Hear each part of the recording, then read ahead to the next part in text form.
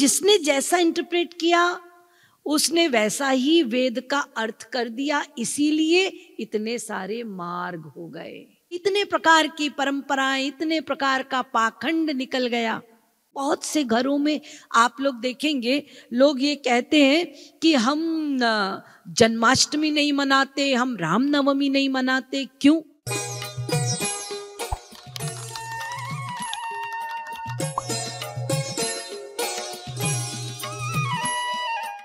श्री कृष्ण जी ने कहा, मन माया मोहित धिय पुरुषाः पुरुषर्षभ श्रेयो वदन्त नेकांतम यथा कर्म यथा रुचि। जिसका जो गुण है वो अपने गुण के अनुसार, जब मेरे वेद को उठाया उसने अपने गुण के अनुसार इंटरप्रेट किया। मार्ग सोई जा कहूं जोई भावा। तो जिसने जैसा इंटरप्रेट किया उसने वैसा ही वेद का अर्थ कर दिया, इसीलिए इतने सारे मार्ग हो गए। और जो वास्तविक मेरा धर्म है, जो मैंने कहा है, उसको केवल संत ने बताया, गॉड रियलाइज्ड ने बताया। धर्म में के यशश्चान्ये कामम सत्यम दमम शमम अन्ये वदन्ति स्वार्थम वा ऐश्वर्यम त्याग भोजनम। बहुत ध्यान से सुनिए, भगवान फिर कह रहे हैं उद्धव से, उद्धव मुझे छोड़कर ढेर परंपरा निकल गई, ढेर पाखंड निकल गया। एक ने कहा धर्म का पालन करो, धर्म में के यशश्चान्य। दूसरा आया, उसने कहा रे धर्म वर्म के चक्कर में मत पड़ो, तो यश कमाओ, यश नाम कमाओ। धर्म में के यशश्चान्य, खूब नाम कमाओ, मरने के बाद तो नाम ही रह जाता है। तीसरे ने कहा अरे क्या तुम ये सब चक्कर में पड़े हो, eat drink and be merry, कामम, खूब रुपया कमाओ, खूब ऐश करो, खाओ पियो मौज करो। मरने के बाद किसने देखा है? चारवाक फिलॉसफी। चौथे आए, उन्होंने कहा अरे नहीं ये गलत फिलॉसफी है, सत्यम। एक ने कहा सत्य बोलो, सत्य से बड़ा कुछ नहीं होता, सत्यमेव जयते। अब कुछ लोग हैं वो कहते हैं कंट्रोल करो, दमन करो,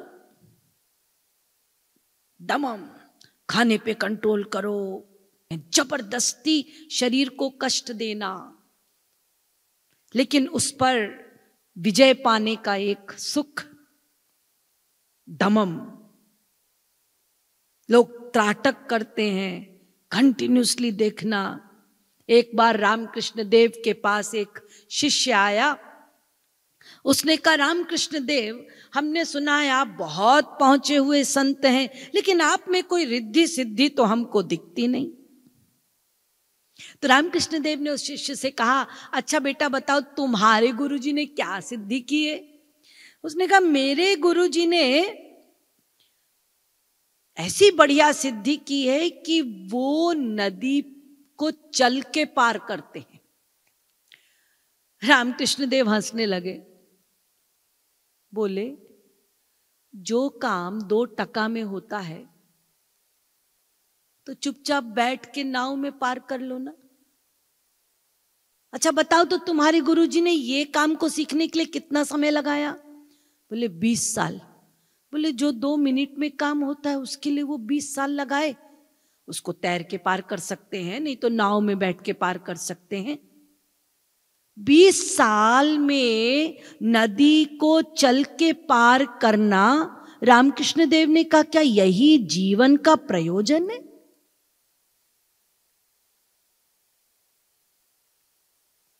क्या है जीवन का प्रयोजन?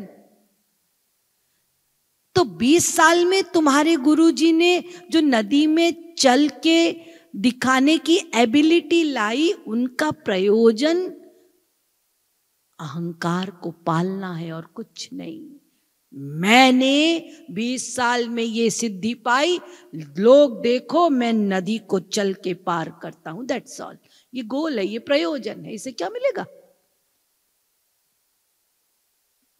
दमम शमम। तो ये अनेक प्रकार के मार्ग हैं। कोई कहता है तप करो, कोई कहता है जप करो, कोई कहता है व्रत करो। अब व्रत का मीनिंग भी नहीं जानते लोग। व्रत माने क्या है? व्रत माने होता है निश्चय। मैं व्रती हूं, मैं निश्चय करता हूं। क्या निश्चय, क्या रिजोल्यूशन ले रहे हैं आप? What you want to resolve? यदि आपका निश्चय यह है कि मैं श्री कृष्ण की भक्ति के लिए आज 12 घंटे, संडे है, बैठूंगा, एकादशी है, इसीलिए मैं ज्यादा गरिष्ठ भोजन, हैवी भोजन नहीं खाऊंगा वरना नींद आएगी, इसलिए मैं सिंपल खाऊंगा, और मेरा निश्चय है, व्रत है कि मैं आज 12 घंटे बैठ के कृष्ण नाम लूंगा, इसको कहते हैं व्रत। अब एकादशी वाले दिन कृष्ण का स्मरण करना ये तो दूर की बात है। एकादशी अभी 3 दिन दूर है, उससे पहले ही व्रत रखने का प्लानिंग शुरू हो जाता है। वो एकादशी आने वाली है, व्रत रखना है, तो अन्न तो नहीं खाना है, तो यही खाना है, ये नहीं खाना है, तो फिर उसको लाओ, फिर उसको बनाओ, फिर खूब सारा खा लेते हैं क्योंकि अन्न नहीं खाना है, तो दूसरी फल खाना है, दूसरी चीजें खानी है, खूब पेट भर लिया और 6 बजे से आलस आ रहा है। भगवान का चिंतन, उसका कोई निश्चय व्रत वाले नहीं करते। वो तो स्मरण में ही नहीं है। स्मरण में ये है क्या खाना है, क्या नहीं खाना है, लेकिन उस निश्चय में कहीं भगवान नहीं है, बाकी सारी क्रियाएं हैं। तो ये पाखंड, ये परंपरा, श्री कृष्ण ने कहा मेरे निमित्त तो कुछ हो ही नहीं रहा है। यानी 1 माइनस है, 0 0 0, लास्ट में 1 लगाने से क्या फायदा, उसका कोई मूल्य नहीं है। रूट, आधार वो गायब है। तो इसीलिए भगवान उद्धव से कह रहे हैं भागवत में कि इतने प्रकार की परंपराएं, इतने प्रकार का पाखंड निकल गया, जिसका पालन आज भी लोग करते हैं। बहुत से घरों में आप लोग देखेंगे, लोग ये कहते हैं कि हम जन्माष्टमी नहीं मनाते, हम रामनवमी नहीं मनाते। क्यों? वो ऐसा हुआ था कि जब हमारे यहाँ रामनवमी मनाई जा रही थी तो कोई घर में मर गया था, तब से हमारे घर में रामनवमी नहीं मनाई जाती। ये परंपरा। अब बताइए, ये परंपराएं हमने बनाई हैं। अरे कभी ऐसा भी तो हुआ होगा कि तुम्हारे घर में नई नई बहू आई होगी, हाँ, और तुम्हारा बेटा मर गया होगा। क्या आज तक किसी ने ऐसा किया कि पत्नी के आने से बेटा मर गया इसलिए अब और शादी नहीं करेंगे? क्या ऐसी कोई परंपरा आपने बनाई? जैसे आप कहते हैं हम रामनवमी नहीं मनाएंगे क्योंकि कोई मर गया था। क्या आपकी फैमिली में शादी करना कभी मना हुआ है? तो केवल भगवान के लिए परंपरा क्यों? तो हम लोग वास्तविकता से हटते जा रहे हैं। कर्म का क्या मीनिंग है, धर्म का क्या मीनिंग है, वो समझते ही नहीं। और श्री कृष्ण उद्धव से कह रहे हैं, उद्धव, लोगों ने मुझे हटा दिया है और पाखंड और परंपराओं में फंस गए हैं, इसीलिए मैं तुम्हें वास्तविक कर्म धर्म बताने जा रहा हूं। तो वास्तविक कर्म धर्म क्या है? 4 चीजें हैं, इसको समझिए। एक होता है कर्म, दूसरा होता है विकर्म, तीसरा होता है अकर्म या कर्मयोग, और चौथा होता है कर्म संन्यास।